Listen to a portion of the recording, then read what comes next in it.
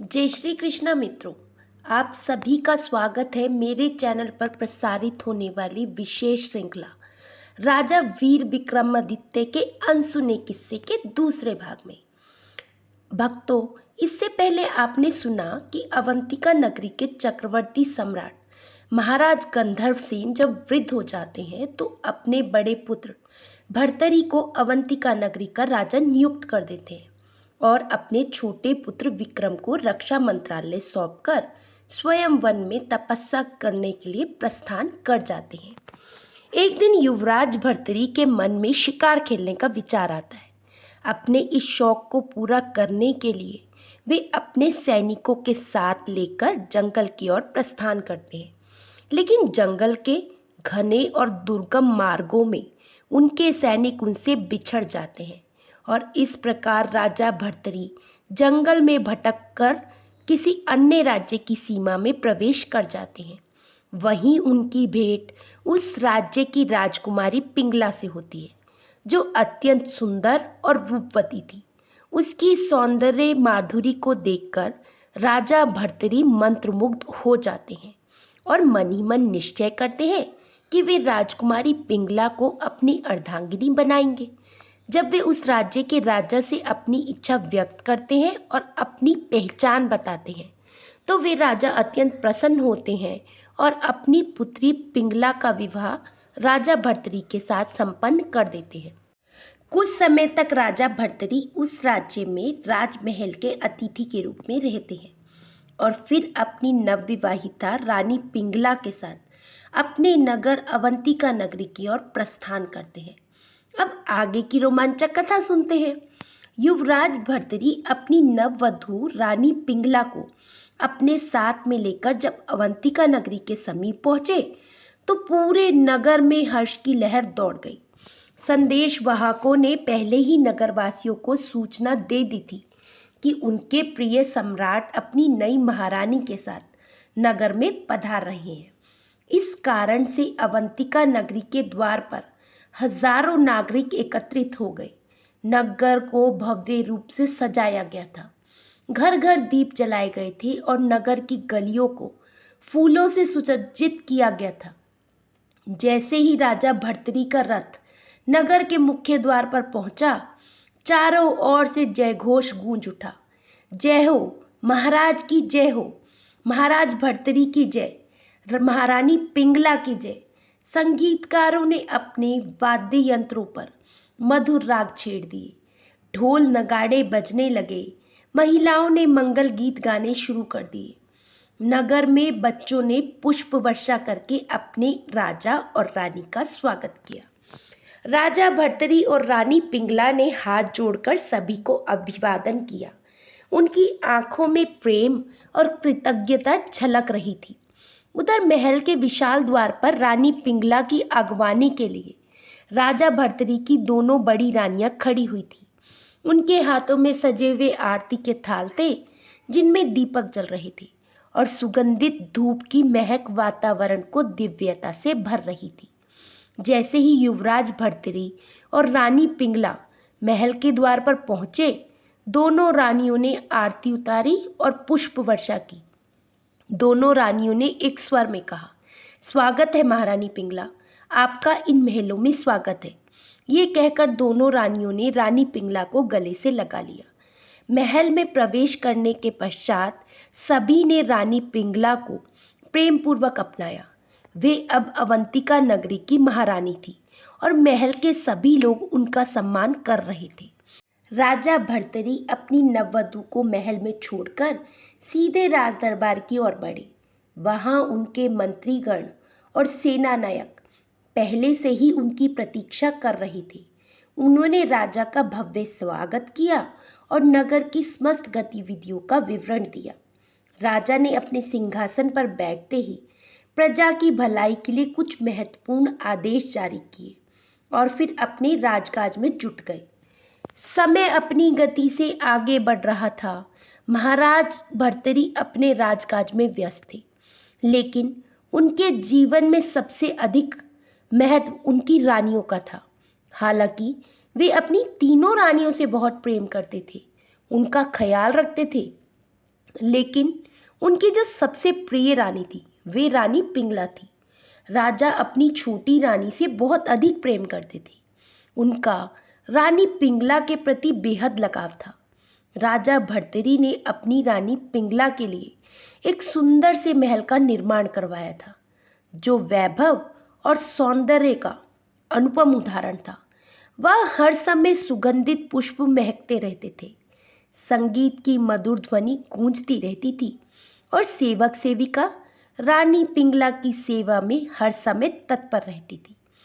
महाराज भर्तरी का अधिकतर समय उसी महल में गुजरता था। रानी पिंगला भी राजा भर्तरी से अपार स्नेह करती थी।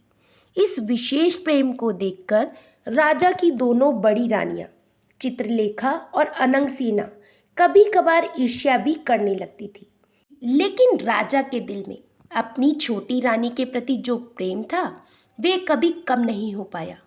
एक दिन की बात है, राजा भर्तरी अपने कुछ सैनिकों के साथ नगर में भ्रमण के लिए निकले थे। वे प्रजा की स्थिति जानने के लिए नगर की गलियों में घूम रहे थे। वहां उन्होंने देखा कि लोग अपने अपने कार्यों में व्यस्त हैं। कोई व्यापार कर रहा है, कोई पूजा कर रहा है, तो कोई अपने परिवार के साथ समय बिता रहा है। जब महाराज भर्तरी कुछ दूर आगे बढ़े तो राजा ने देखा कि नगर के बाहर बहुत सारी भीड़ लगी हुई है। उस जनसमूह के बीच में एक चिता सजी हुई है और उस चिता के ऊपर एक नवयुवती 16 श्रृंगार करके बैठी हुई है। ये दृश्य देखकर राजा भर्तरी को बड़ा आश्चर्य हुआ। उन्होंने अपने सैनिकों को आदेश दिया, सैनिकों जाओ और पता करो कि यहाँ क्या हो रहा है। ये स्त्री कौन है और ये चिता पर 16 श्रृंगार करके क्यों बैठी हुई है। राजा के सैनिक जब अपने महाराज के ये शब्द सुनते हैं तो तत्काल अपने घोड़ों से उतरकर उस जगह को चल देते हैं। जब राजा के सैनिक उस जगह पर पहुंचे और जब उन्होंने वहां खड़े लोगों से इस बारे में पूछा कि ये स्त्री कौन है और ये चिता पर क्यों बैठी हुई है, तो वहां खड़े हुए लोगों ने राजा के सैनिकों की बताया कि हुजूर, ये स्त्री एक पतिव्रता नारी है। इसके पति का देहांत हो चुका है और अब ये सती होना चाहती है। इसके परिवार वालों ने इसे ये बात समझाई, लेकिन किसी की बात को सुनने के लिए तैयार ही नहीं है। कहती है कि जब मेरा पति ही नहीं रहा तो अब मैं इस संसार में अकेले रहकर क्या करूं। जब सैनिकों ने उन लोगों के मुंह से ये सुना तो उन्होंने महाराज को सारा घटनाक्रम कह सुनाया। महाराज कोई पतिव्रता स्त्री है जिसके पति का देहांत हो चुका है और अब वे अपने पति के साथ में सती होना चाहती है। राजा जब अपने सैनिकों के मुख से इन बातों को सुनता है तो उसे बड़ी हैरानी होती है। राजा अपने मन में विचार करता है कि क्या कोई स्त्री अपने पति से इतना प्रेम कर सकती है कि उसके बिना वे अपने जीवन की कल्पना भी ना कर सके। राजा तुरंत अपने घोड़े से नीचे उतरता है और उस स्त्री को समझाने के लिए उसके पास पहुंच जाता है। राजा जब उस स्त्री के पास पहुंच जाता है तो राजा उस स्त्री को समझाते हुए कहता है, देवी, जीवन बहुत अनमोल है। मृत्यु के साथ प्रेम समाप्त नहीं होता। तुम्हारे पति की आत्मा भी ये नहीं चाहेगी कि तुम अपने प्राण त्याग दो। कृपया इस निर्णय पर एक बार पुनर्विचार करो। राजा के इन वचनों को सुनकर वे स्त्री मुस्कुराते हुए कहती है, राजन, एक सच्ची पतिव्रता स्त्री का ये धर्म होता है कि वे अपने पति के साथ जिए और उसी के साथ प्राण त्याग दे। मैं एक पतिव्रता स्त्री हूँ, इसीलिए मैं अपने कर्तव्यों से पीछे नहीं हट सकती। जब राजा उस स्त्री के इन वचनों को सुनता है तो राजा इन शब्दों को सुनकर निरुत्तर हो जाता है। फिर भी वे एक बार और उस स्त्री को समझाने का प्रयत्न करता है, लेकिन वे स्त्री बिल्कुल टस से मस नहीं होती और अपनी जिद पर अड़ी रहती है। जब उस स्त्री पर राजा की बातों का कोई प्रभाव नहीं पड़ता, जब वे अपनी जिद पर अड़ी रहती है, तो राजा भी हार मानकर उस स्त्री को प्रणाम करता है और आगे बढ़ जाता है। इस घटना ने राजा भर्तरी के मन को झकझोर कर रख दिया। महाराज भर्तरी अपने मन में सोचने लगते हैं, क्या सच में ऐसा प्रेम संभव है? क्या कोई स्त्री अपने पति के लिए अपने प्राण न्योछावर कर सकती है? राजा अपने मन में विचार करते हैं कि मेरे महलों में भी मेरी 3 रानियां हैं। क्या मेरी रानियां भी मुझसे इतना ही प्रेम करती हैं जितना वे स्त्री अपने पति से करती थी?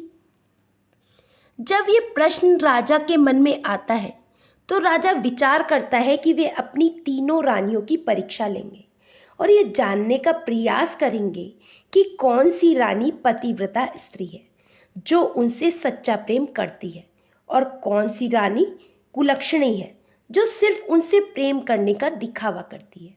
यही सोचकर राजा अपने महलों की ओर चल देता है। महल पहुंचकर राजा भर्तरी एक योजना बनाते हैं। उस योजना के अंतर्गत राजा भर्तरी ये घोषणा करते हैं कि कल मैं शिकार खेलने के लिए जंगलों को जाऊंगा। मेरी अनुपस्थिति में राज्य का संचालन मेरे छोटे भाई विक्रम और महामंत्री करेंगे। जब नगरवासियों को ये खबर मिलती है तो पूरे नगर में ये समाचार जंगल में लगी आग की तरह फैल जाता है। राजा शिकार करने के लिए जंगलों में प्रस्थान करने वाले हैं।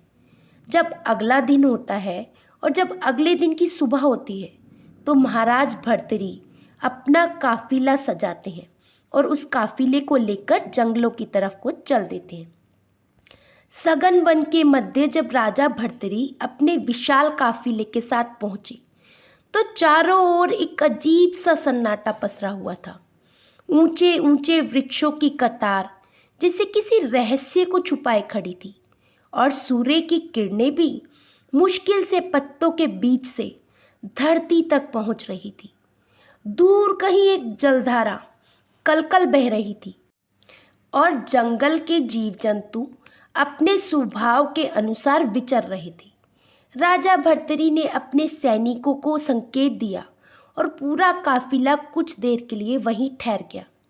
ये समय था उनकी योजना को साकार करने का। राजा ने अपने धनुष को संभाला और इधर उधर दृष्टि दौड़ाई। तभी झाड़ियों के पीछे से एक सुंदर तेज गति से भागता हुआ हिरण उनके सामने आया। उसकी बड़ी बड़ी आंखों में अनजाने भय की झलक थी, मानो वे अपने भाग्य को पहले ही भाप चुका हो। राजा ने बिना कोई समय गवाए अपने तरकश से एक तीक्ष्ण बाण निकाला और प्रत्यंचा खींची और तीर छोड़ दिया। तीर सीधे हिरण के दिल में जाकर धंस गया। कुछ क्षणों तक वह तड़पता रहा। उसकी आंखों में धीरे धीरे प्रकाश क्षीण होने लगा और फिर वह निस्तेज होकर भूमि पर गिर पड़ा। राजा धीरे धीरे उसके समीप पहुंचे, तलवार निकाली और उसके शरीर से रक्त ले अपनी राशि पोशाक पर मलने लगे। कुछ ही पलों में उनकी भव्य पोशाक रक्त से सनकर ऐसी प्रतीत होने लगी मानो किसी घमासान युद्ध के बाद वे घायल अवस्था में लौट रहे हों। ये सब करने के पश्चात राजा ने अपने एक विशेष सैनिक को संकेत कर अपने पास बुलाया। वह सैनिक जो वर्षों से राजा के प्रति निष्ठावान था, शीघ्रता से उनके सम्मुख आकर खड़ा हो गया और सिर झुकाकर आदेश की प्रतीक्षा करने लगा।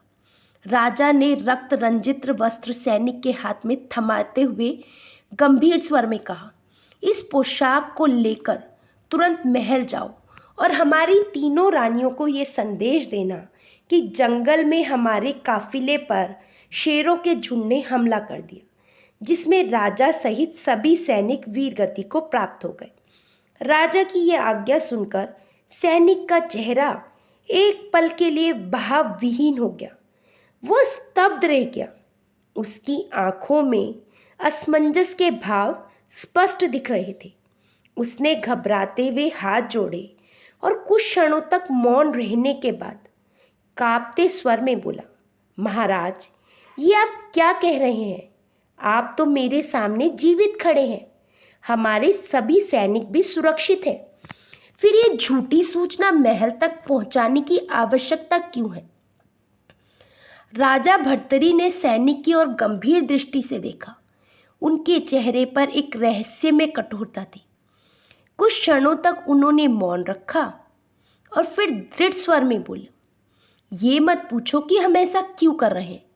इसके पीछे जो भी कारण है वे तुम्हें समय आने पर ज्ञात होगा। किंतु अभी तुम्हारा कर्तव्य है केवल हमारा आदेश मानना। एक सैनिक को राजा की आज्ञा का पालन करना चाहिए, ना कि उसका कारण जानने का प्रयास। सैनिक के लिए ये आदेश किसी उलझन से कम नहीं था, परंतु वे जानता था राजा के आदेश की अवहेलना करना असंभव है। राजहट, त्रियहट और बालहट ये तीनों प्रसिद्ध हैं और इनके सामने बड़े बड़े योद्धा भी पराजित हो जाते हैं। फिर एक साधारण सैनिक की तो कोई बिसात ही नहीं है। सैनिक ने मनी मन विचार किया कि ये अवश्य कोई गहरी योजना है जिसके रहस्य को केवल राजा ही जानते हैं। वो बिना कुछ भूले सिर झुकाकर खून से सनी हुई राशि पोशाक उठाता है और अपने दिल की शंकाओं को दबाते हुए महल की ओर प्रस्थान करता है। रास्ते में उसकी आंखों के सामने अनेक विचार घूम रहे थे। महल में जब ये समाचार पहुंचेगा तो क्या होगा? सब कुछ शोक में डूब जाएगा और कौन इस अवसर का लाभ उठाने का प्रयास करेगा? वे ये नहीं जानता था कि ये योजना एक कठोर परीक्षा थी, एक ऐसी परीक्षा जो विश्वास, प्रेम और निष्ठा को परखने वाली थी। राजा भर्तृहरि द्वारा भेजा गया सैनिक जब रक्त रंजित पोशाक लेकर महल पहुंचा तो उसका दिल बोझिल था।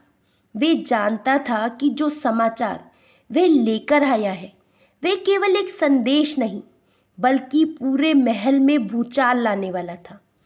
महल के विशाल द्वारों से प्रवेश करते ही वहां तैनात सैनिक और दास दासियों की आंखें उत्सुकता से उसकी ओर उठी। वे आश्चर्य में पड़ गए कि राजा के विशेष सैनिक का मुखमंडल इतना गंभीर और उदास क्यों है।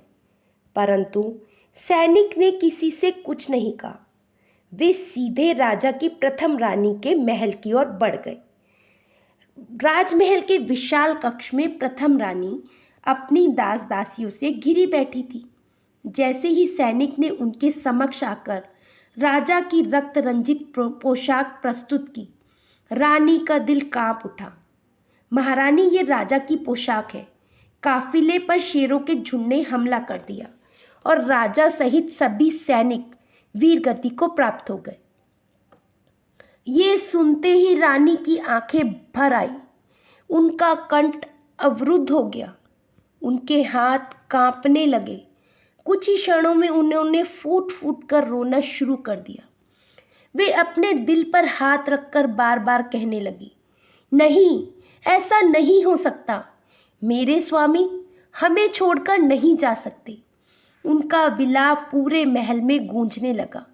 सभी दासियां, सेवक और महल की अन्य स्त्रियां भी उनकी करुण पुकार सुनकर रोने लगी। सैनिक ने गहरी सांस ली और फिर दूसरी रानी के महल की ओर प्रस्थान किया। दूसरी रानी को जैसे ही इस हृदय विदारक घटना का समाचार मिला, वह भी असहनीय पीड़ा में डूब गई।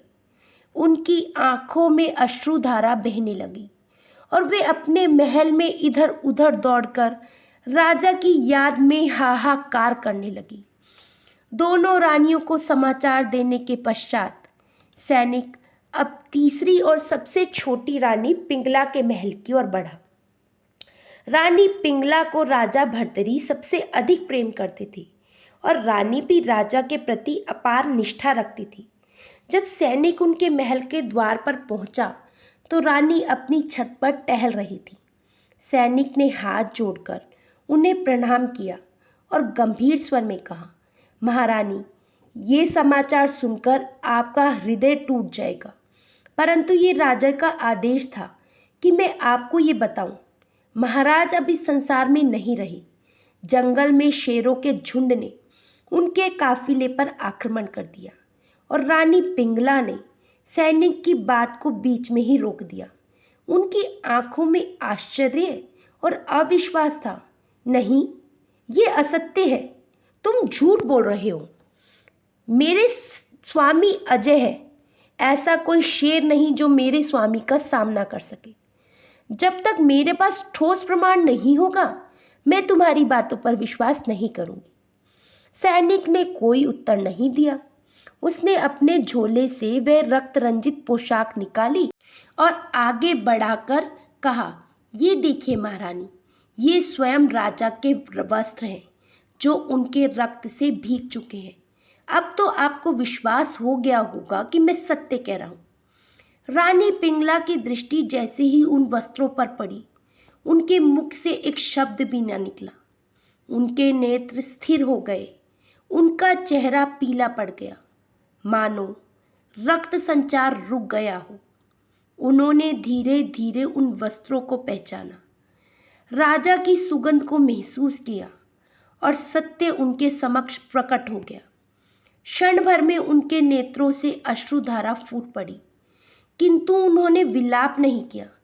उनके मुख पर न पीड़ा थी न शोक, बल्कि एक दृढ़ता थी। सैनिक और अन्य दास दासियां उनकी ओर देख रहे थे, ये सोचकर कि अब वे भी अन्य रानियों की भांति रोने लग जाएंगी, राजा की मृत्यु पर शोक करेंगी। परंतु रानी पिंगला ने कुछ भी नहीं कहा। उन्होंने एक गहरी सांस ली और अपने आंसू पोंछे और धीरे धीरे महल की छत के किनारे की ओर बढ़ने लगी। सैनिक और अन्य सेवक कुछ समझ पाते उससे पहले ही रानी पिंगला ने एक गहरी दृष्टि से आकाश की ओर देखा और कहा, मेरे स्वामी जहाँ भी होंगे, मैं उनके बिना जीवित नहीं रह सकती। यह जीवन उन्हीं के चरणों में समर्पित है। इतना कहकर उन्होंने अपने दोनों हाथ जोड़कर राजा के नाम का स्मरण किया और बिना एक पल की देरी किए छत से नीचे छलांग लगा दी। रानी पिंगला का बलिदान और नगरवासियों का शोक, महल के नीचे खड़े सेवकों की चीखें गूंज उठी। जब रानी पिंगला भूमि पर गिरी तो उनका शरीर क्षण भर के लिए कांपा और फिर उनके प्राण पखेरु उड़ गए। समाचार पूरे नगर में जंगल के में आग की भांति फैल गया। जब नगरवासियों को इस हृदय विदारक घटना का पता चला तो पूरा नगर शोक में डूब गया। लोग अपने घरों से निकलकर महल की ओर दौड़े। हर ओर करुण विलाप सुनाई देने लगा। नगरवासी एक दूसरे से कह रहे थे, हमारे राजा कितने उत्तम थे और हमारी रानी कितनी महान। वे अपने स्वामी के बिना एक पल भी जीवित नहीं रह सकी।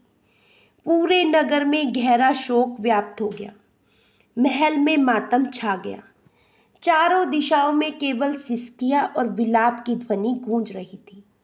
जंगल की शीतल छाया में एक वृक्ष के नीचे बैठे राजा भर्तरी गहन चिंतन में डूबे थे।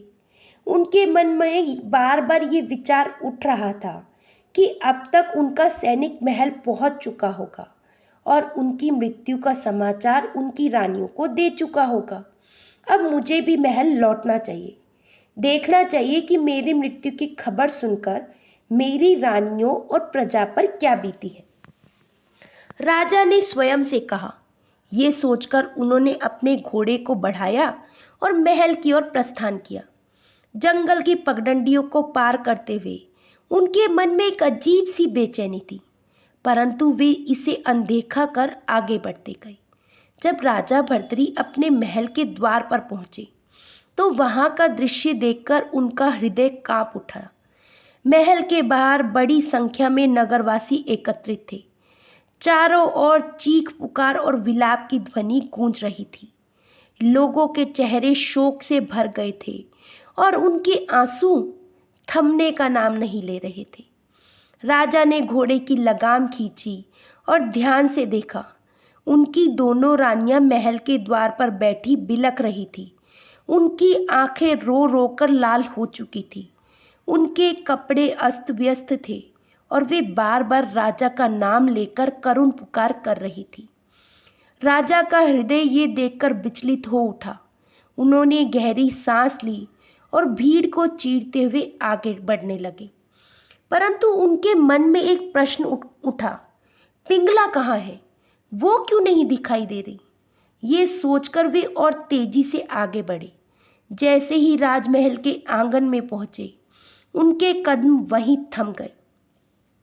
उनके सामने धरती पर एक शव पड़ा हुआ था और उसके चारों ओर नगरवासी और राजमहल के सेवक विलाप कर रहे थे।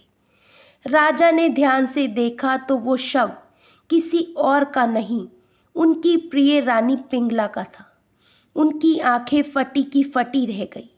एक क्षण को उनका शरीर जड़ हो गया। उनके कानों में नगरवासियों की बातें गूंजने लगी। आहा, कितनी पतिव्रता स्त्री थी, राजा के बिना एक पल भी जीवित ना रह सकी। राजा की मृत्यु की खबर सुनते ही अपने प्राण त्याग दिए। राजा के मस्तिष्क में बिजली सी कौंध गई। उनके शरीर से जैसे प्राण निकलने लगे। वे कांपते हुए आगे बढ़े और घुटनों के बल गिर पड़े। उनके हाथ पिंगला के निर्जीव शरीर पर जा पड़े। उन्होंने अपनी प्राण प्रिय को हृदय से लगा लिया और जोर जोर से रोने लगे। पिंगला, ये मैंने क्या कर दिया? मैंने अपने ही हाथों अपनी पतिव्रता पत्नी को मार दिया। राजा का ये करुण विलाप सुनकर वहां उपस्थित हर व्यक्ति की आंखों से अश्रुधारा बहने लगी। इसी बीच जब लोगों ने देखा कि राजा जीवित है तो वे आश्चर्यचकित रह गए। पूरा महल स्तब्ध था। तो ये समाचार झूठा था, किसी ने अफवाह फैलाई थी। नगरवासियों का गुस्सा भड़क उठा। वे उस सैनिक को खोजने लगे जिसने ये समाचार सुनाया था। कुछ ही क्षणों में भीड़ ने सैनिक को घेर लिया। सैनिक भयभीत होकर भागते हुए राजा के पास पहुंचा और घुटनों के बल गिरकर बोला, राजन, मुझे बचाइए, ये क्रोधित भीड़ मुझे जीवित नहीं छोड़ेगी। राजा ने रोते रोते अपने हाथ उठाए और सभी को शांत करने का संकेत किया। इसकी कोई गलती नहीं है, ये निर्दोष है। इसने केवल वही किया जो मैंने इसे करने को कहा था। राजा की बात सुनकर महामंत्री आगे बढ़े और बोले, महाराज, ये आपने क्या किया? आपने स्वयं अपनी मृत्यु का झूठा समाचार क्यों भेजा? राजा ने फूट फूट कर रोते हुए सारा घटनाक्रम सुनाया कि मेरी ही मति मारी गई थी। मैं अपनी रानियों की परीक्षा लेना चाहता था। मैं ये देखना चाहता था कि उनमें से कौन पतिव्रता है और कौन कुलक्षणी। परंतु मुझे ये नहीं पता था कि इस झूठे समाचार से मेरी पिंगला अपने प्राण त्याग देगी। यदि मुझे इसका आभास होता तो मैं कभी ऐसी परीक्षा लेने की भूल ना करता। इतना कहकर राजा की रुलाई और तेज हो गई। उनके पश्चाताप का कोई अंत नहीं था। वे बार बार अपने अश्रु से पिंगला के चरण धो रहे थे और कहते जा रहे थे, पिंगला, मैंने तुम्हारे साथ अन्याय किया। मैंने तुम्हारी प्रेम और निष्ठा को नहीं पहचाना। मैं धिक्कार के योग्य हूँ। अब मैं तुम्हारे बिना कैसे जीवित रहूंगा? राजा की ऐसी दशा देखकर नगरवासियों की आंखों में भी आंसू छलक आए।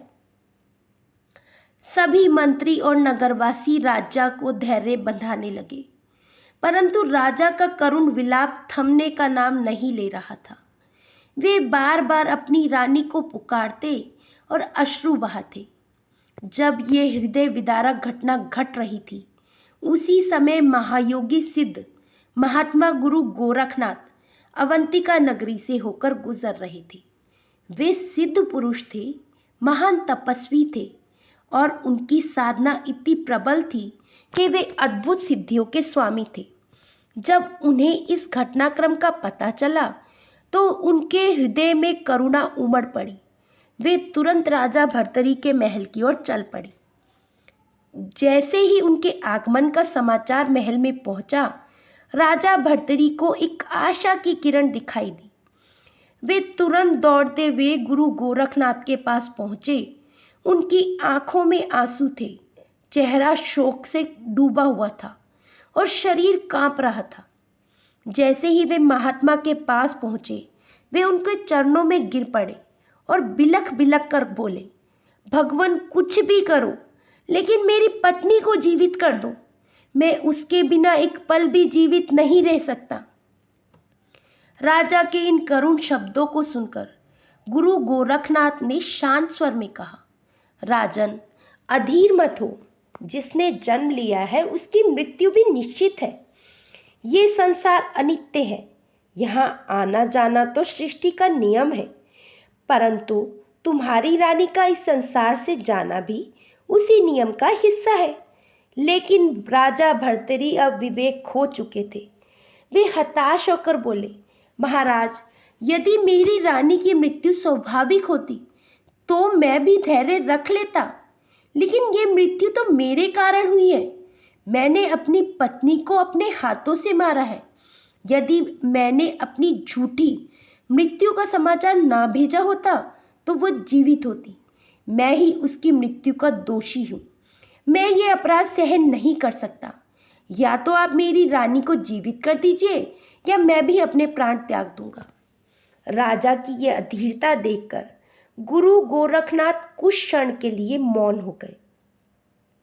वे भली भांति समझ गए कि यदि पिंगला जीवित नहीं हुई तो राजा भी अपने प्राण त्याग देंगे। गुरु गोरखनाथ ने गंभीर स्वर में कहा, राजन, यदि तुम सच में अपनी पत्नी को पुनर्जीवित करना चाहते हो तो एक उपाय है। राजा की आंखों में आशा की चमक लौट आई। उन्होंने तुरंत कहा, गुरुदेव, आप जो भी कहेंगे मैं करने को तैयार हूँ। आप चाहे तो मेरा राजपाट ले लो, मेरी महल, मेरी संपत्ति ले लो, लेकिन मेरी रानी पिंगला को जीवित कर दो। गुरु गोरखनाथ मुस्कुराए और बोले, राजन, हमें तुम्हारा राजपाट नहीं चाहिए। हम सन्यासी हैं। हमें इन सांसारिक वस्तुओं की कोई चाह नहीं है। लेकिन यदि तुम सच में अपनी पत्नी को जीवित देखना चाहते हो तो तुम्हें अपनी आयु में से कुछ वर्ष उसे देने होंगे। राजा चौंक गए। गुरु गोरखनाथ ने आगे कहा, तुम्हारी पत्नी पिंगला की आयु केवल उतनी ही थी जितने दिन तक वे जीवित रही। यदि तुम अपनी आयु में से कुछ वर्ष उसे देना चाहो तो वे पुनः जीवित हो सकती है। जितनी आयु तुम अपनी पत्नी को देना चाहते हो उतने वर्षों का संकल्प कर लो। राजा ने बिना एक क्षण सोचे उत्तर दिया, गुरुदेव, जितनी भी मेरी शेष आयु बची है उसका आधा भाग मैं अपनी पत्नी को देना चाहता हूँ। केवल मेरी रानी जीवित हो जाए, यही मेरी प्रार्थना है। गुरु गोरखनाथ ने संतोषपूर्वक सिर हिलाया और बोले, ठीक है राजन, अब अपने हाथों में जल लो। मैं एक दिव्य मंत्र पढ़ूंगा। जब मंत्र समाप्त हो जाए तो इस जल को अपनी पत्नी के ऊपर छिड़क देना। तुम्हारी पत्नी पुनः जीवित हो जाएगी। राजा भर्तरी ने तुरंत अपने दोनों हाथों में जल ले लिया। सभी नगरवासी और राजमहल के लोग ये अविश्वसनीय घटना को सांस रोके देख रहे थे। गुरु गोरखनाथ ने अपने दिव्य मंत्रों का जाप प्रारंभ किया। जैसे ही उनका मंत्र समाप्त हुआ, राजा ने वो जल अपनी पत्नी के शरीर पर छिड़क दिया और फिर एक अद्भुत चमत्कार हुआ। रानी पिंगला, जो अब तक निर्जीव पड़ी थी, अचानक उसकी आंखें हल्की हल्की झपक लगी। कुछ क्षणों बाद उसने लंबी सांस ली और धीरे धीरे उठकर बैठ गई। उसकी आंखों में जीवन की चमक लौट आई थी। पिंगला पुनः जीवित हो गई थी। राजा भर्तरी ने ये दृश्य देखा तो उनकी आंखों में अविश्वास और हर्ष के आंसू उमड़ पड़े। उन्होंने पिंगला को अपने दिल से लगा लिया और फूट फूट कर रोने लगे। राजा ने गुरु गोरखनाथ के चरणों में गिरकर कहा, प्रभु, आपने मेरी पत्नी को जीवित कर दिया। ये मुझ पर आपका महान उपकार है। बताइए, मैं आपकी क्या सेवा करूं? आप जो भी मांगेंगे मैं सहर्ष दे दूंगा। गुरु गोरखनाथ बोले, राजन, हमें कुछ नहीं चाहिए। हमने किसी बाहर की इच्छा से ये कार्य नहीं किया है। लेकिन राजा बार बार उनसे कुछ मांगने का आग्रह करने लगा। अतः गुरु गोरखनाथ बोले, यदि तुम सच में मुझे कुछ देना चाहते हो तो बस एक कार्य करो। तुम्हारे नगर के समीप जो जंगल है वहाँ मेरे लिए एक छोटी सी कुटिया बनवा दो। मैं वहाँ बैठकर भजन और साधना करूँगा। राजा ने तुरंत कहा, बस इतनी सी बात गुरुदेव, मैं अभी अपने मंत्रियों को आदेश देता हूँ कि आपके लिए वहाँ एक सुंदर कुटिया बनवा दें।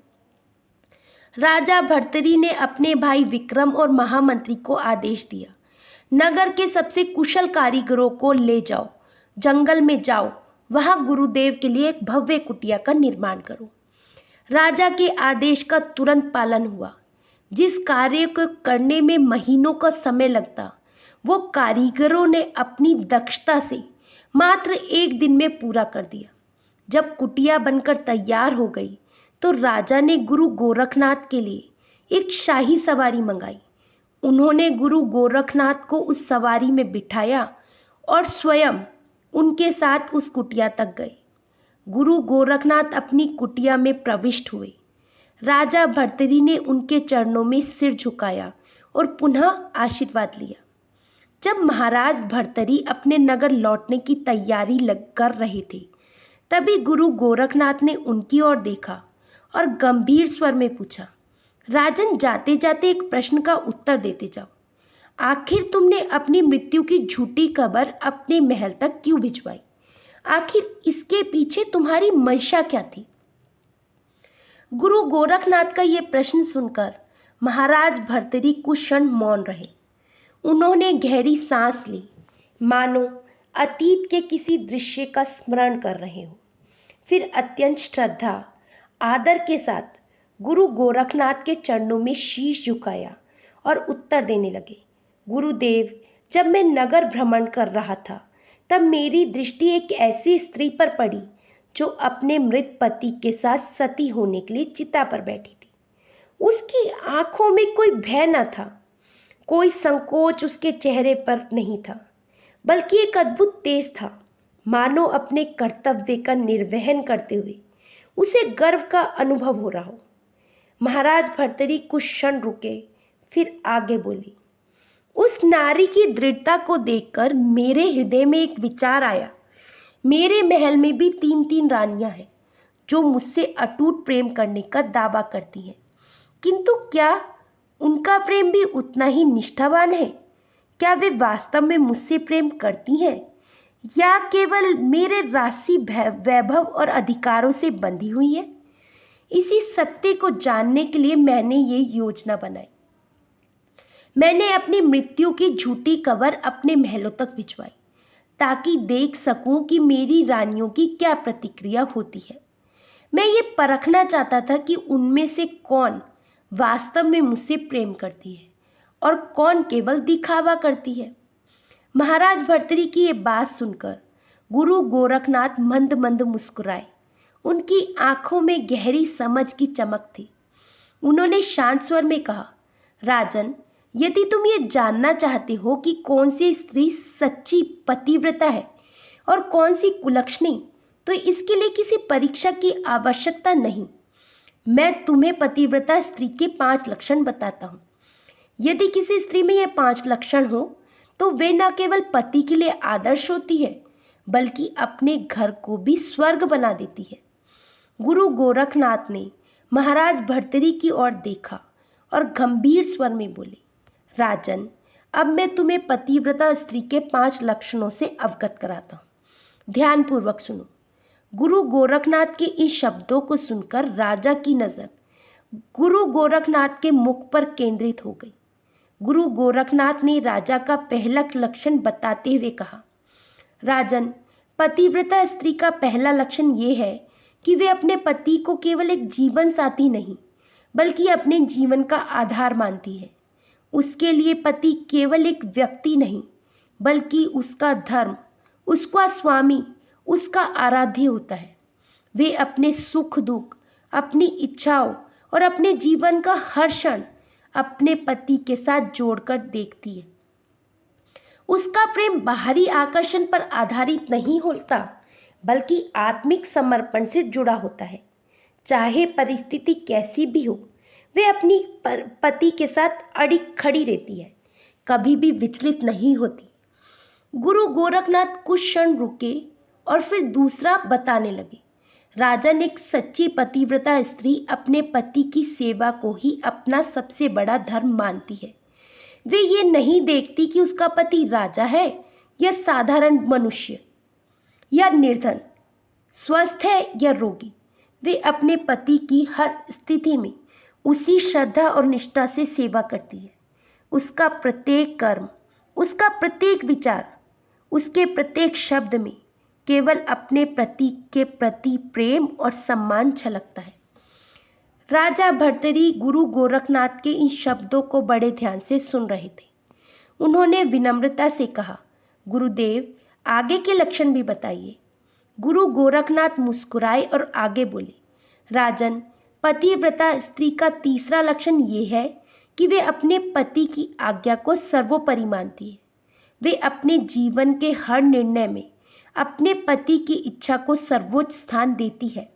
ऐसा नहीं कि वे अपने अस्तित्व को मिटा देती है, बल्कि वे अपने पति की उन्नति, उसके सम्मान और उसकी मर्यादा के अनुरूप आचरण करती है।